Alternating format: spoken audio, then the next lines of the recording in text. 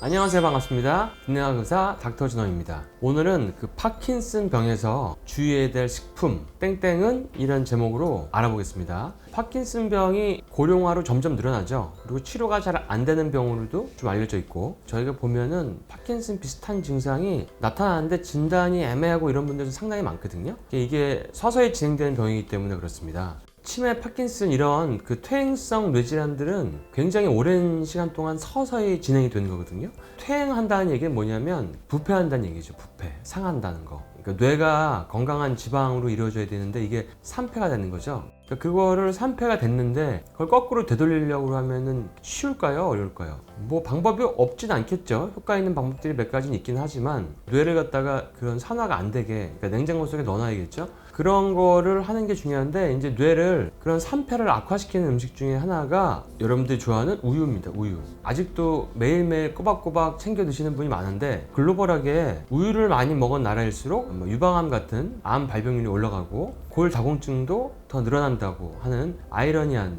결과들이 나왔죠. 그래서 건강한 음식이 아니라고 돼 있어요. 우리가 소를 키울 때 워낙 안 좋은 거를 사료를 먹이고 막 공포스러운 환경에다가 주사제도 안 좋은 것도 많이 넣고 이런 오염된 환경에서 그 소가 크니까 그 우유가 건강할 수가 없잖아요. 그런 것도 영향이 있고, 특히 이제 우리나라 같은 동양에서는 우유에 있는 유당불내증이 거의 한 80% 가까이 되기 때문에, 그러니까 우유를 먹으면은 파킨슨뿐 아니라 뭐 알러지라든지 뭐 자가면역 이런 질환을 치료할 수가 없는 분들이 참 많거든요.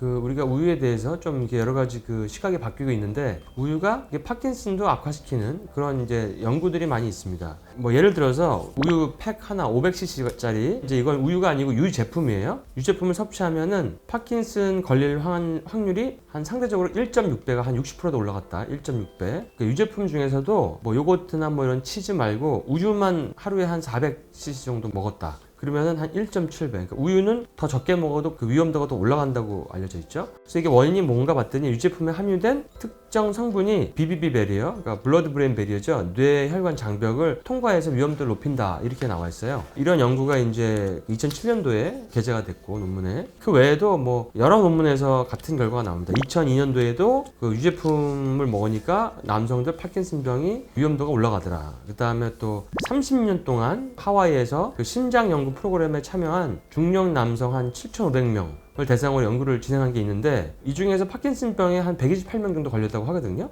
근데 연구를 해보니까 하루에 한 500cc 정도 먹은 사람이 파킨슨병에 걸릴 확률이 아예 안 먹는 사람보다 2.3배가 높았다, 이렇게 나옵니다. 이거는 이제 2005년도에 이런 연구가 결과가 나온 거고, 그 외에 다른 연구에서도 우유가 파킨슨의 위험도를 높인다고 다 나와요. 그리고 이거 유제품을 또 분석한 것도 있어요. 우유는 뭐 1.45배 증가하고, 치즈는 1.26배 증가하고, 근데 다행히 요거트는 0.95, 그러니까 좀 더 줄고, 버터는 0.76, 오히려 파킨슨 발병이 준다. 이렇게 유제품 중에서도 좀 차이가 있어요. 그러니까 치즈 같은 경우는 하루에 10g 이상 먹으면 파킨슨 그 위험이 13%가 증가한다, 이렇게 나옵니다. 치즈도 너무 많이 먹으면 안 좋을 수도 있구나. 그리고 우리가 기능학 검사하면 파킨슨이 오려고 하는 사람들 그 대사가 나온다고 제가 저번 영상에서 한번 말씀드린 적이 있는데, 뇌 신경계 염증을 유발시키는 그런 대사 물질들이 빨갛게 나오고 도파민이 떨어지는 패턴이 나오면은 그게 이제 현재 파킨슨 증상이 없어도 그게 진행이 되고 있는 거거든요. 그런 분들이 검사하면 너무 많아요. 연세를 드시는 50대 뭐 60대만 있는 게 아니라 40대, 30대, 20대에도 있어요. 심지어 10대에도 있는 경우가 있습니다. 사실은 우리가 다른 혈액 검사라든지 검진에서는 확인할 수가 없는데, 그런 기능학 검사에서는 그걸 알 수가 있거든요. 일으키는 원인들도 알 수가 있고, 이렇게 이제 그 원인을 미리 알아서 예방하는 게 더 중요하다, 이렇게 알고 나서 치료하는 거는 별로 이렇게 좋은 건 아니다. 근데 그 중에서 우유를 먹으면은 이게 악화되더라. 그래서 우유는 되도록 파킨슨 가족력이 있거나 뇌가 건강이 우려되는 분들은 좀 자제하는 게 좋다. 그런 어느 결과를 이제 낼 수가 있는 거죠. 그 외에도 그 연구가 많은데요, 비슷비슷합니다. 그러니까 결국 결론은 아까 제가 말씀드린 그런 내용이니까, 여러분들 다들 건강하시고 구독, 좋아요, 알림 설정 꼭 눌러주시고 다음 시간에 뵙도록 하겠습니다.